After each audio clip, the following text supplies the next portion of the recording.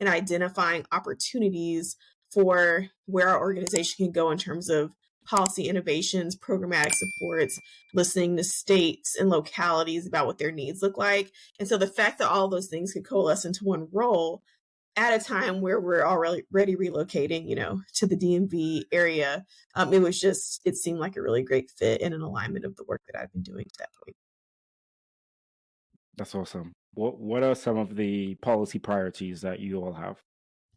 As an organization, we really focus on traditional foundational public health first, considering issues like public health infrastructure, the fact that, we've just come out of a once in a 100-year pandemic, and people do not trust public health and are consistently trying to fund public health at lower levels. How do we ensure that the programs that need it have it and can be sustained in that work?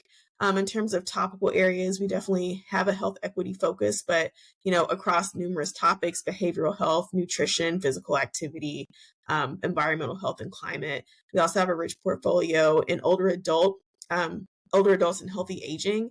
And so recognizing that public health has kind of disregarded that population for a long time, and what opportunities exist to better align those concepts, activities for healthy aging and a healthy lifespan. So we have a lot of different topical areas, but we're also very open, of course, to new and emergent issues.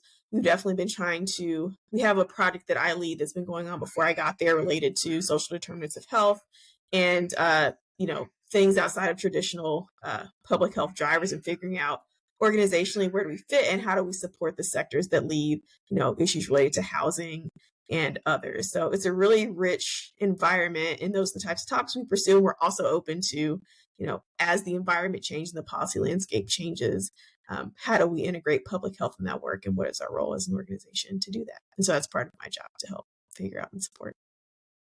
And what does like your day to day, or maybe like week to week roles or days look like?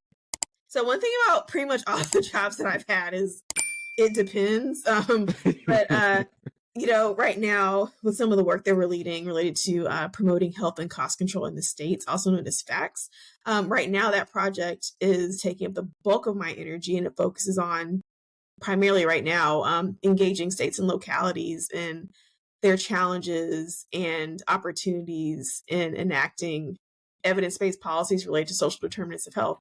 And so that involves working with people outside of DC, which is also incredibly energizing for me. So that's something that I'm doing right now that's pretty time consuming, but otherwise it's really about supporting others, identifying new innovations. That means going to conferences, learning about kind of what the latest and greatest is in this space, not just in terms of policy strategy, but in terms of issue areas, and figuring out where we fit. So there's a lot of networking, working with people directly.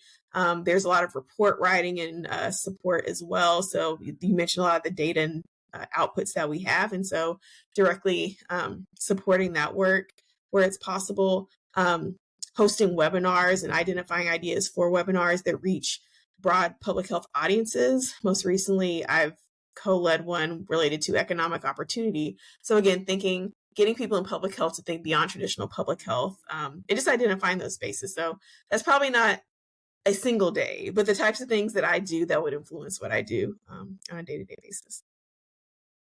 And on that train of thought, like, what are some of the things that you think traditional public health misses that's important for public health, such as economic development?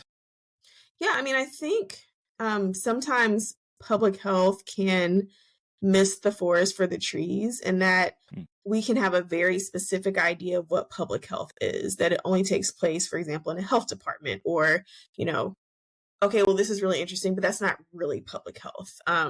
Medicaid affects people's health, but that's health care policy. That's not really public health policy. And so I think sometimes you hear those types of things, and I always bristle a little bit because I've seen